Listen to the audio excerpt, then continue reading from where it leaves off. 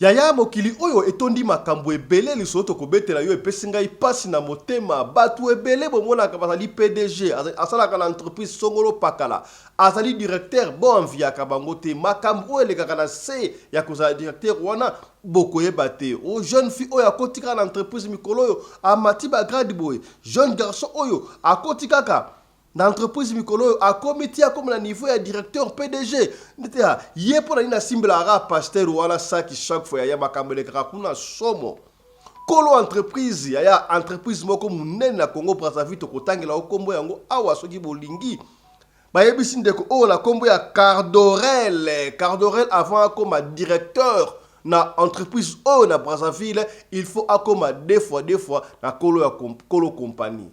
Est-ce que Cardorel andimaki to aboyaki ya pasi ya kosakana te soki kaka tokotangaka kelasi olie tozwa musala normal de komi na ba condition boye akwa bon ya kotanga kelasi yango epesi pasi liso o tokobete na yo lokolo ya lelo le 31 décembre. Ba fête yango ebelemi kasi obo mesane comme le l'habitude na République démocratique du Congo particulièrement na Kinshasa ba pesaka ba na ebitela benga ngo banini ba vivre frère ba don manini ba compagnie kasi na ministère ya action humanitaire makambo esalami kuna epesi soni ya kosakala te en plein boule ya tala barger à l'état ndenge bali kokima bali kowela ko na ebite na benga yango ko yiba baloso ko partager toneni loso ezaki destiné à bango kasi degré ya kowela boy la gisi signe ya nzala pede zali tala ba fonctionnaire à l'état makaba ko sala République démocratique du Congo epesi pasi ya kosakala te tokozongela yango kaka na émission ya lelo. Kaka na émission lelo tokotalisa bino commerce que tu as IDPS ba partisan ba membre IDPS ba keibongo kozwa ba soso ba on ba employé ko yiba ba soso na ministère ya finance kaka pona ni pasi to ni ngai pesi ngai pasi tokozongela yango pe kaka na émission ya lelo. Yaya tout ça dit la période de la festivité lobby déjà c'est bonne année Noël et utaye ko leka yaya Batu, et le quoi collier ezalité pasi alors chasse na bambwa nyoso tu na Kinshasa repas qui toko pona ba feti oyo et comme na ngumboa et ça le sous marabu ya sonité ko liamboa oyo ezali ko liama tala ndenge lekaki na Noël lobi na bona nepe et ko sala kaka boye kitoko to mabe. Les commerces et la consommation de la viande de chien à Kinshasa a trouvé ces dernières années une clientèle constante et pour les vendeurs, ces business est rentable. D'ailleurs, durant cette période de fin d'année, certains font de cette viande leur principal plat de festivités. Bonne année, ya bangala na baswahili. Elengi.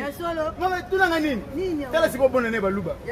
Soni, mawa, kini bobo soto, nzala masangu mati. Impayement. Mama nangaye, oni to mona makambo yo. Eza soni aba soni na bangala buzunga. Buzunga boyeto do ko banga. Edo ko. Poto so mikana me wabi. Bonne année. Alors, en passant, je rappelle, le 15 février, il y a na Paris Grand Arena. Arena Grand Paris. Et pas wapi, Vangantama, les vieux Vangantama, où est rançon de la forêt, à Kobeta, retour ya roi, n'est-ce pas, Schengen. Ngai tata sedek na kozala wala le 15 février. Yo ozanga, tozanga, te, surtout, ya somba billet eri yangoyo. Somba billet.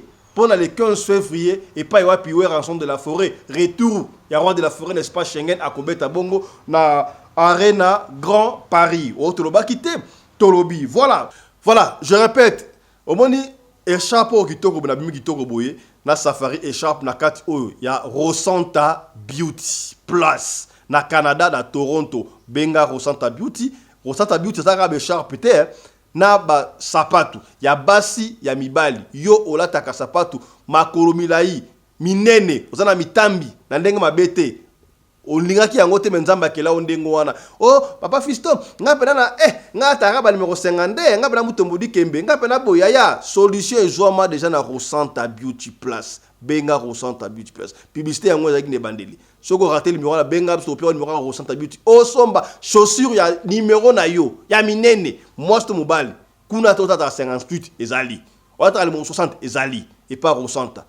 Échappe et à mon échappe moi safari mais mikolo betisco bakondi ya Congo pour beta pena ba échappe safari na rosanta boye échappe même chemise hein élégant vous comprendre hein tala kaninga na bimité voilà rosanta beauty.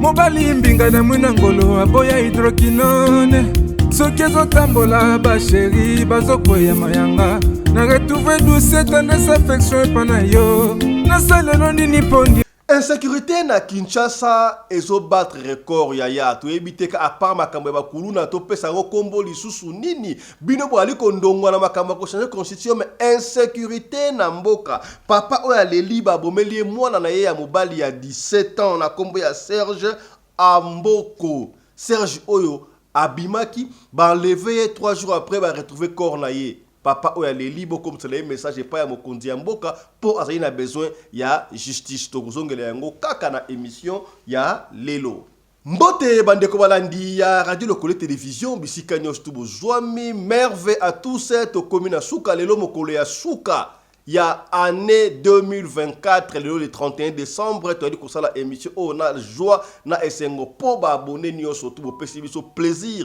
ndenge to ba kito si sa année on a 45 000 abonnés pour ça biso plaisir to le kikutu 45 000 abonnés alors quelques tierces et kokoma 46 000 abonnés cela nous va droit au cœur to pesi bino longoni ya matondo merci mingi na oyo bosali pona biso to zala po sambiso biso sambino biso to zalité.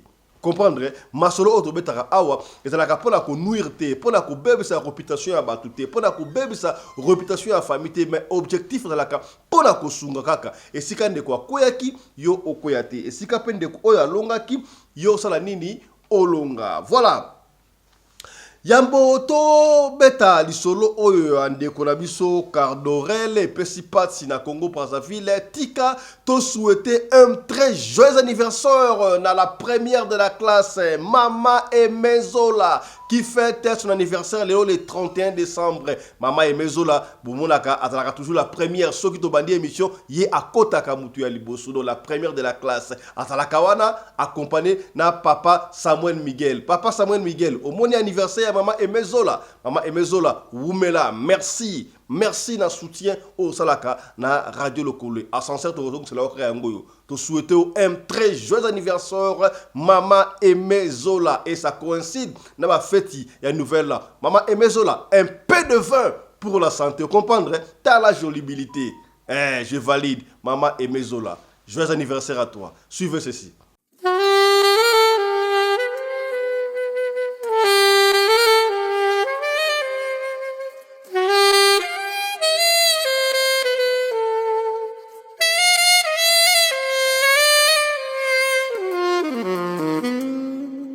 Na ministère ya ba action humanitaire ba agent à l'état ba weli ba saki ya loso na se mbula epesi pasi na soni ya kosakanate. Qu'est-ce qui s'est passé au juste to ebi yango et comment nango o mesano Congo et comment mboka mingi ya badon. Est-ce que chaque fin de l'année vous êtes obligé à couper ça ka ba fonctionnaire à l'état ba agent à l'état ba saki ya loso ba saka fufu ya ko wela boy et la kisi nzale za ina mboka yaya.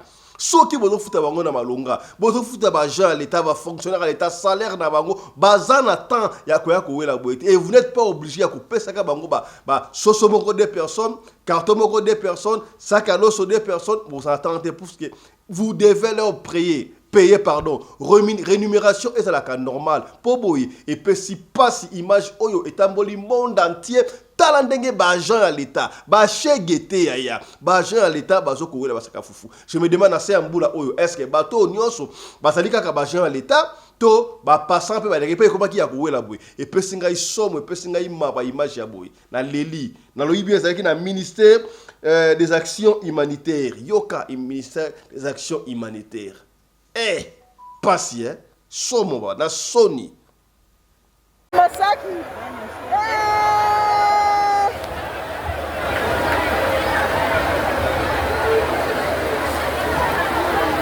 Didier.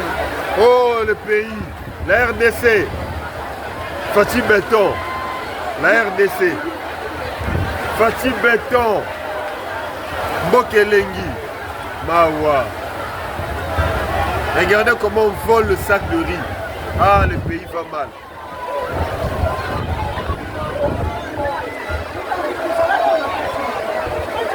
Le pays va mal. Oh là là là là là là, Fatih Béton.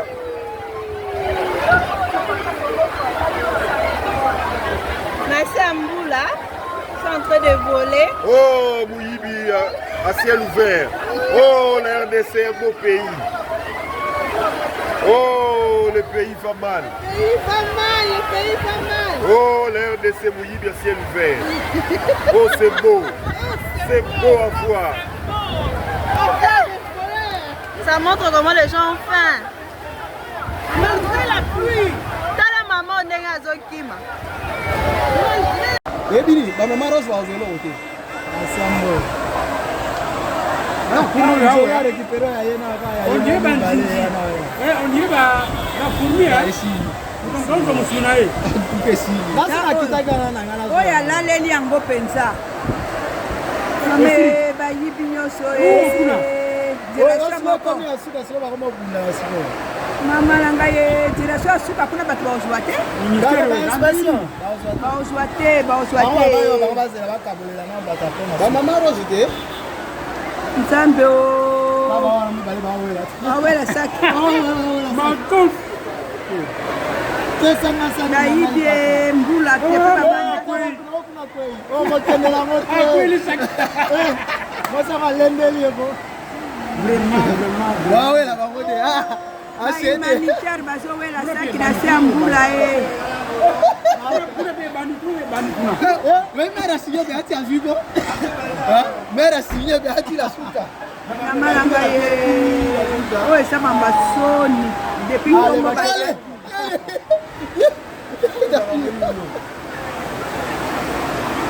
Aïda, je viens maintenant, je vais normalement à venir à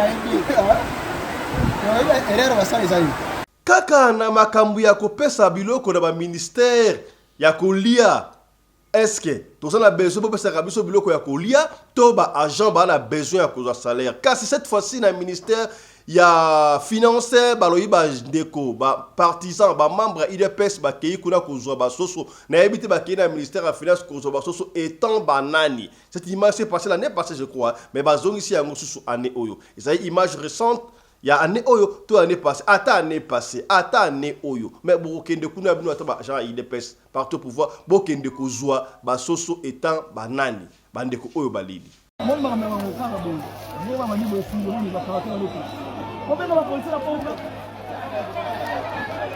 Bata IDPS ba eko yiba ba soso na ministère ya finance. Bata IDPS ba eko yiba ba soso na ministère ya finance. Désordre na kata ministère ya finance. Bataille de pêche. Bataille de pêche.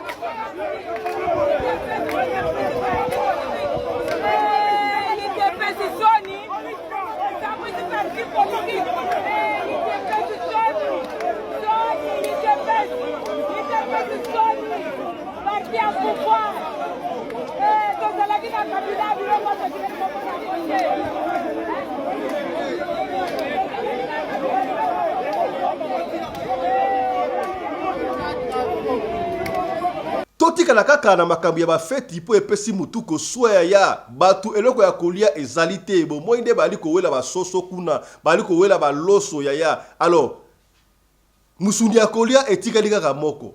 Soso cher, ngombe cher, bato abino tokime na biso na chibela bela, tokime na biso na mbwa. Degré mbwa elambami na Noël oyo na kolika ke na bonne année pe ekolamba maka ndengwana. Bato baso na sonite, ezo kipe sulo ekolote, bazo lia mbwa nde kolia musunu kitoko. Landa seben ndenge bakolamba yango, ndimelanga ezo kopesa posa ya kolia pena mbwa. O mbwa atali animal o akompana kamutu. Eske Toba na kolia yango officiel nenge sakaraba pays mususu to ndenge nini. Landa reportage. Les commerces et la consommation de la viande de chien à Kinshasa a trouvé ces dernières années une clientèle constante. Et pour les vendeurs, ces business est rentable. D'ailleurs, durant cette période de fin d'année, certains font de cette viande leur principal plat des festivités. Qu'en est-il de son goût ou de ses conditions culinaires, de sa rentabilité économique ou de cette viande? Ici, nous sommes au sud de la ville de Kinshasa, dans la commune d'Nguringiri, l'une des municipalités mouvementées de la capitale. La vente de la viande de chien, animal considéré comme compagnon de l'homme pour plusieurs, fait office d'un gagne-pain quotidien pour José Ngoï, père de famille et propriétaire d'un restaurant de fortune, ayant pour plan principal la viande de chien. Le travail de José, acheter l'animal en vie et les coûts habituels variant entre 10 et 20 $, et cuisiner sa viande à l'aide de quelques épices après l'avoir abattu et commercialiser les plats. Les prix oscillent de 10 000 à 30 000 francs congolais, soit de 3,5 à 10,5 $ américains. Cuisiner la viande des chiens ne demande pas assez d'épices, quelques oignons et un peu de l'oseille. Les consommateurs sont en grande partie des ressortissants du centre du pays au Kasaï. J'achète à 10 ou 20 $ la bête vivante pour revendre entre 10 000 et 30 000 francs congolais les morceaux. Nous cuisinons les jeudis et les dimanches. Nous évitons les jours des fêtes, comme la Noël et le Nouvel An, parce que les consommateurs ont d'autres viandes à consommer.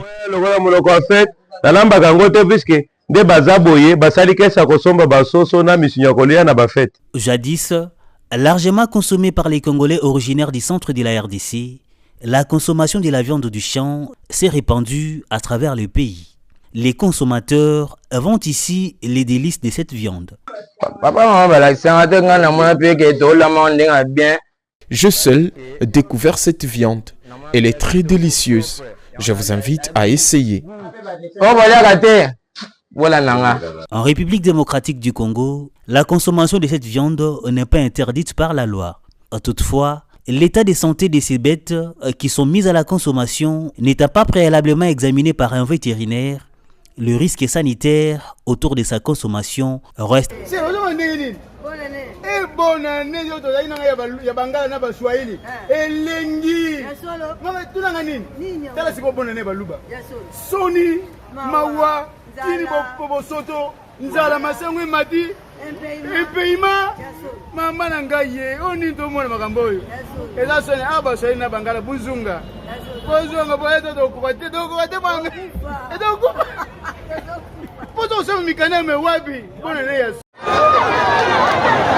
awa toza na rond-point ngaba embouteillage eleki makasi moya kotambola eza te moya kozonga nsima eza te moya kokende liboso eza te tomati likolo ya remorke mpo totala sikoyo événement ndenge ezoleka.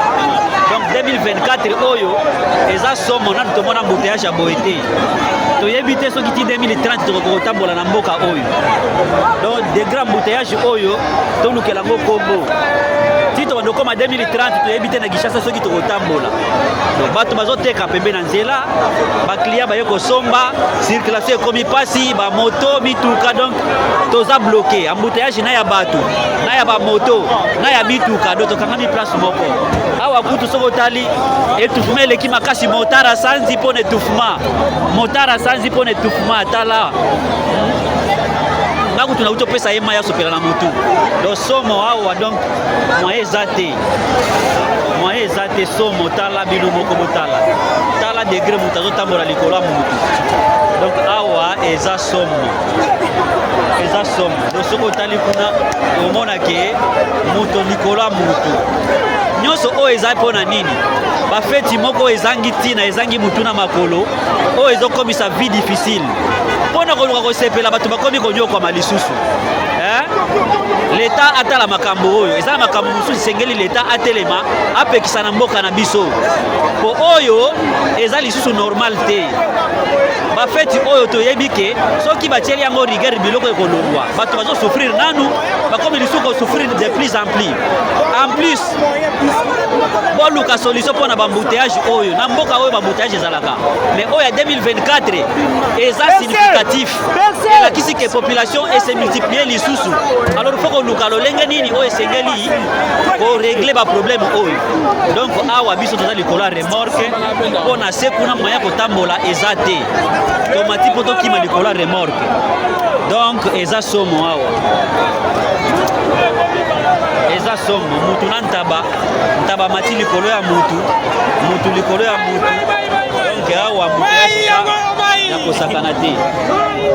Insécurité na Kinshasa, est-ce que insécurité oyo, et ça dit qu'on a changer la constitution. Moi je crois qu'il y a plusieurs choses où il faut résoudre d'abord avant autant la macambo la constitution. On a papa oyo aleli aya ba enleva qui moi il y a 17 ans la combo ya Serge Amboko.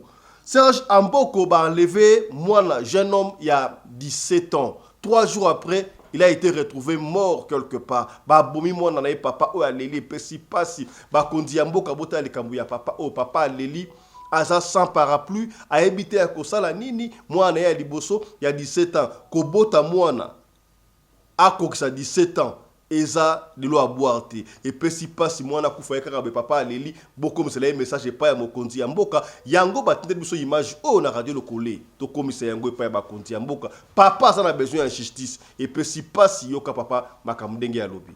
Bonjour na bandeko nyonso oyo aza congolais neti ngai naza mpe na profond douleur ya kosalela bino video oyo po nazomi kokate na depuis le 24 décembre nde balevaki mwana nga azaki alevé na ba individu nayebaki ba o balevaki mwana nga te nasali nyonso oyo para salaka oke omoni mwana nao oye zongi na ndako kuti ete okosala nyonso koluka wapi mwana azali naza surpris lelo na tongo ya lelo babenganga ke corps moko iza kotoyo na carrière ya basango na Singapour na simisimi na zwi moto na kembang na ke kokuta mwana nanga akufi eloko bomi mwana nanga nazoyeba te mwana nanga za mwana nanga ya liboso na kadraka mwana nanga neti para nyonso asalaka ndenge amikuti kuna nazoyeba te soki azaki aleve na banani nazoyeba te vraiment nazomikoka te nazo senga vraiment na ba autorité nazo senga na mokonzi ya mboka nazo senga na mutu nyonso oyo akozala na mutema ya mawa oyo akomona video na nga oyo na sali akomisela nga epa mokonzi ya mboka pona justice esala musala na ye po jamais nakoki kotika mwana nga kaka bongo akufa bongo te oyo azala mutema ya mawa ba autorité nyonso ba ministre ya justice ba procureur ba juge soki nini na kozoloba momeka kusunga ngai na yeba lumière ya décès ya mwana na ngai et surtout na ministre na biso Constant Mutamba ministre ya justice naza vraiment nazomikoka te nde nazala makoki te ya kokomisa message na bina mekata kosala video oyo tunyosa kozala mutema mawa oya kozala banda mboko oya kozala wapi oya komona video oyo akoyoka kolela na ngai akomisela ngai epa ya mokonzi ya mboka akomisela ngai epa ministre ya justice na video oyo merci. Ya to kobetela osika bo lisolo na esio lisolo oyo sala imbongo na Congo Brazzaville cette fois-ci na Brazzaville papa fiston olobi pointi noir polo baramine pointi noir to ina kati ya Brazzaville ya ndeko apesi lisolo kombo na ye Cardorel papa fiston kombo na ngai Cardorel sikabwe na na France na Paris yango na ye ko dévoiler secret oyo makambo ele kaka na ba entreprise beta lisolo oyo pona openie bandeko ba ye ba makambo ebele ele kaka na entreprise mutu musoko mona asilisa kelasi azoko kende kozwa musala azo le kana interview azo kozwa mais azo banda musala te. Qu'est-ce qui se passe au juste? Musoro bona banda akota na compagnie moko songolo pakala amataka grade te atika la grade wana boyebi pona nini musu pa akota na compagnie ye azo mata ba grade lokola mbula ti akomi mam na PDG. Qu'est-ce qui se passe yaya? Yaya, là d'ailleurs c'est très compliqué. Chaque fois, nous vivons dans un monde où il y a plusieurs mondes. Il faut faire très attention, Yaya. Très attention. Oui, c'est vrai. N'oubliez pas l'histoire de Job. Job avait tout perdu. Mais puisqu'il avait la foi dans Nzambe, en abondance, 4 fois, 3 fois plus que dans Kanango. Il y a solo ya Cardorel. Papa Fisto, comment on a gagné Cardorel? Ma ben a gagné Cardorel. Sur Cardorel, bandeko mingi ya Congo Brazzaville, baebinga bakoyeba.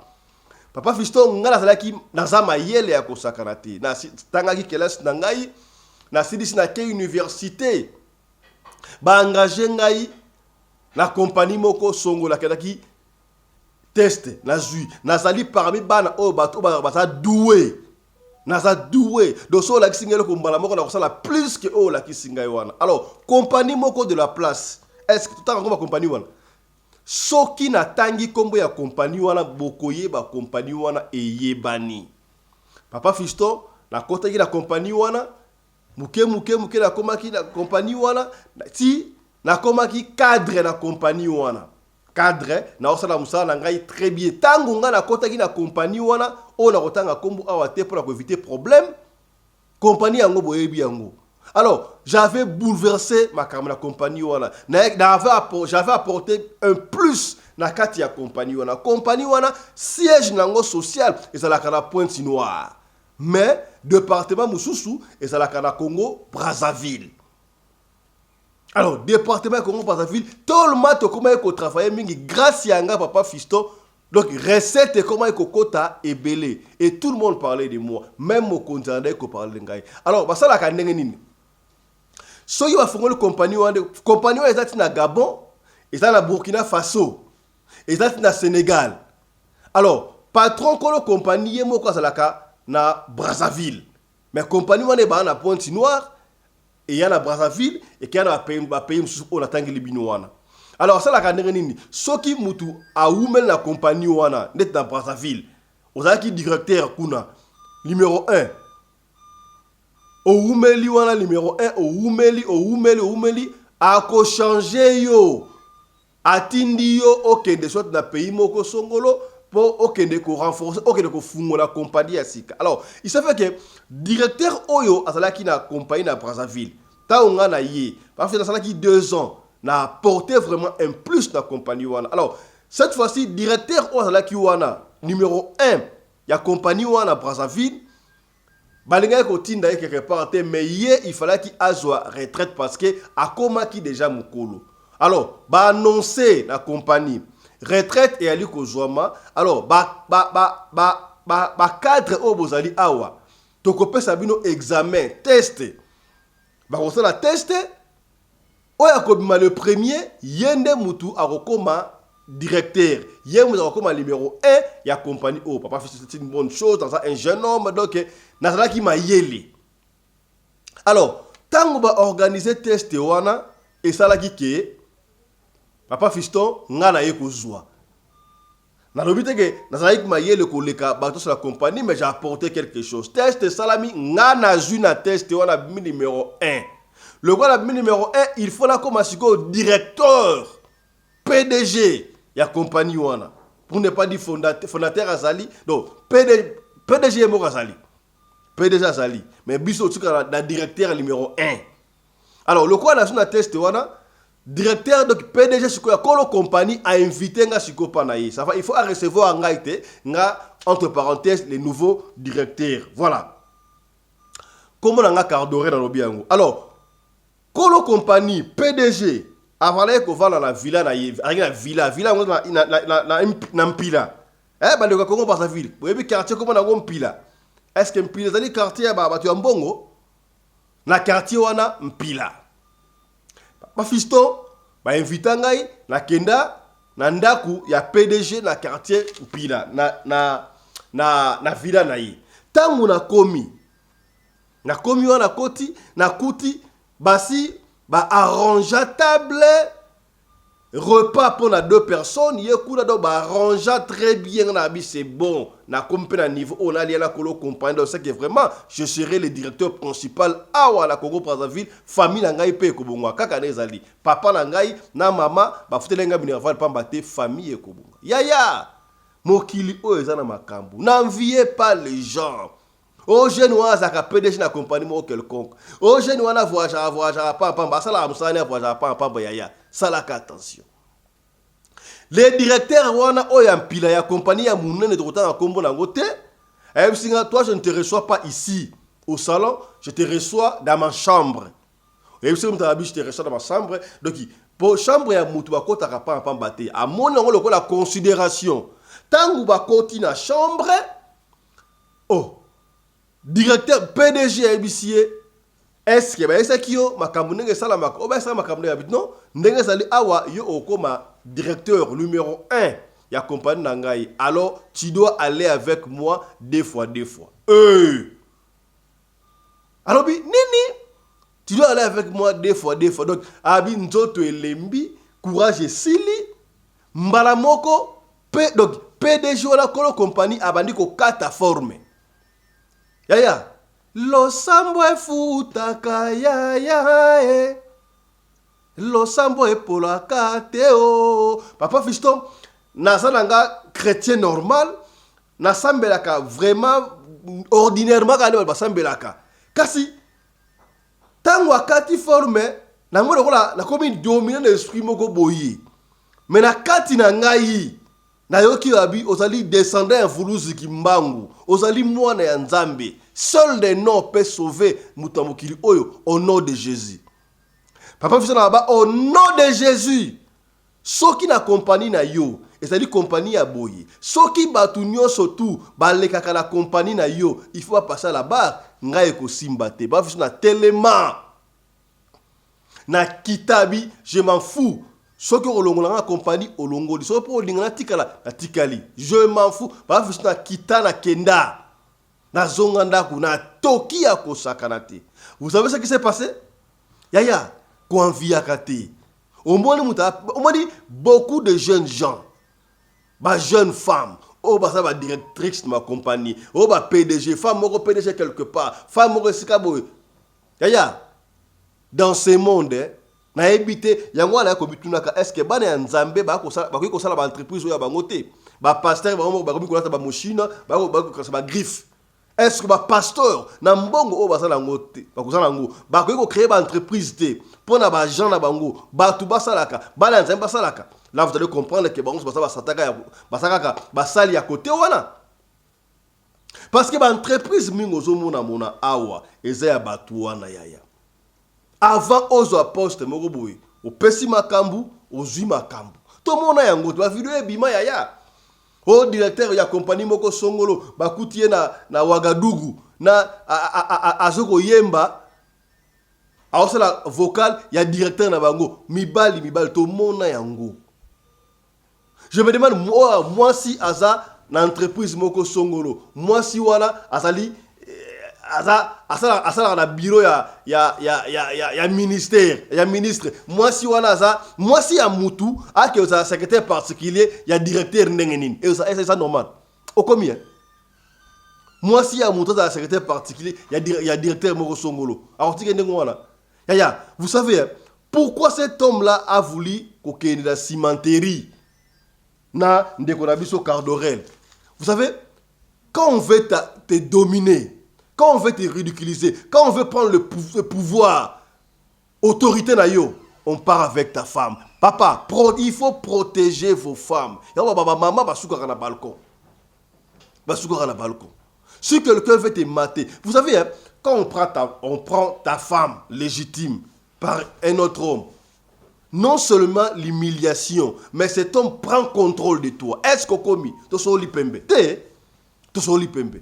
Donc yango esa na ndengwa avant comme ça peut des fois kende na yo pour azwa contrôle na yo batu ebelo mona kawana bakolo compagnie bakenda kana bango na cimenterie asa la moisi ya mutu te moisi ba okeno normal mais mobali okela cimenterie pona ba contrôler yo lelo maska yango bakomisa yango bakobenga yango da eza showbiz te yaya mpona biso bana ya nzambe tokosalaka eloko wana te. Est-ce que komi tosolo lipembe lobi nango Cardozo aye dans le Cardozo Cardorel, voilà comment est Cardorel toi la Congo Brazzaville Cardorel aye musala akuti ole ba introniser mutu o azalaki deuxième ya maki mutu ya liboso ya mutu ya yambo o abimaki deuxième de akomi directeur principal. Cardorel a compris que yé andimaki na cimenterie andimaki décime andimaki deux fois il y a certaines personnes pour na mbongo ils se sacrifient baza prêt à kusala makamunyo surtout pour na mbongo ba kutu prêt à bomamutu pour na mbongo après à sacrifier bana na ye mwasi na ye mobali na ye. Il faut faire très attention. Est-ce que mbongo ya solo zalaka te mbongo ya solo zalaka papa fisto batebelo bazala mbongo akisi ya soki osana mbongo akisi bana mbongo ya solo bazali parce que mutu o aleki ba ngone sto ali Jésus-Christ de Nazareth. Est-ce que komi to soli pembe tata mbembo komi est-ce que komi Mama Emezola, les l'homme pour l'anniversaire na yo komi c'est que bien et kindaka ndengwa la première dame de Belgique Maman Marie-Thérèse. Est-ce que komi c'est que bien et kindaka ndengwa tangu Cardorel aye batie sous PDGT batie sous directeur principal te azongel na poste na ye mutabay deuxième a maintenant poste on abandi ko diriger compagnie ici nous sommes à Brazzaville ce qui na tenga ko compagnie ba mboke ziki. Là, ça rabino on a radio le collé, tu as rappelé au bébé ça. Te muta pèse de solo yemoko Cardorel. Alors, article na poste na yo za ki on a comme état cadre, comme il était doué. C'est ça dans la vie il faut olinga osala important dans la vie. Yebaka musala. Quand on te donne un travail, fais ça vite et bien. Et tia kaba kondi na mbara de choix. Moyeba longola za te pour yebi musala. Papa fiston ngala yebaki musala. Na continuer musala na poste wana. Directeur do PDG a benganga na bureau na ye ayebisinga makambu elekaki wana kanga munoko na koloba yango te ndeti yoboyaki tika ngondengo wana ko beta pe disolo soko beti disolo okotana trouble non seulement pour na yo même na famille na yo. Est-ce que yoki batu ebele ba mona ba secret na ba compagnie ba banga koloba po ba ko exterminer na ye na famille na ye mobimba papa fisto et ça la 6 ans na zalawana na kangisa mbongo malembe na bala kutu na miso na lobe na mwasi na ngana bana toza sika na France na bale ko banga na Mexico mama na ngai na papa bana na France na Congo Brazzaville muta shooté yango na bi beta li solo na dénoncer makambo oyo 6 ans après Cardorel a dénoncé makambo le karaba entreprise. Est-ce que komi ça c'est pour vous dire que n'enviez pas les gens. Au moni mutu moko boue, quoi envier été, au yebité à comment la poste wana ndenge nini. O toloba kité, tolobi. Tala li solo ya Cardorel et suki awa. Soki sungi yote, tango yoko partager et ko sungande komoko songolo et sikamoko pakala. Allez, merveille à tous. On se retrouve tout à l'heure là pour la 3e émission. Na bande ko na biso ya parlement choc soki ba sala yebike lelo bande ko veiller mais biso to sala pe tout au solo là.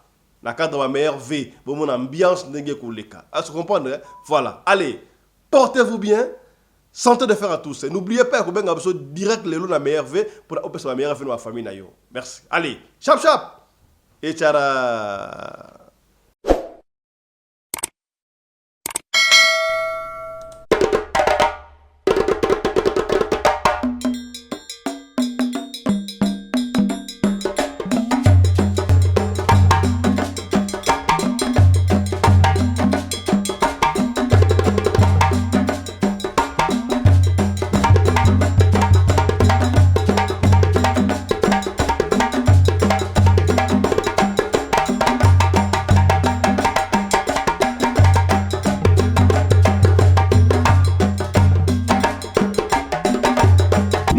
Mbinga na mwina ngolo aboya hydroquinone soki ezotambola basheri bazokweya mayanga na retrouve douce tendresse affection epa na yo nasalelo nini mpo ndimake na kupendaka sana